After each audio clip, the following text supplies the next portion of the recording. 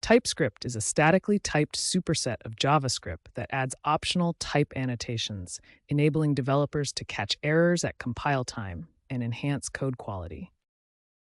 Primitive and non-primitive. In TypeScript, primitive and non-primitive types are categorized based on their data structure and usage.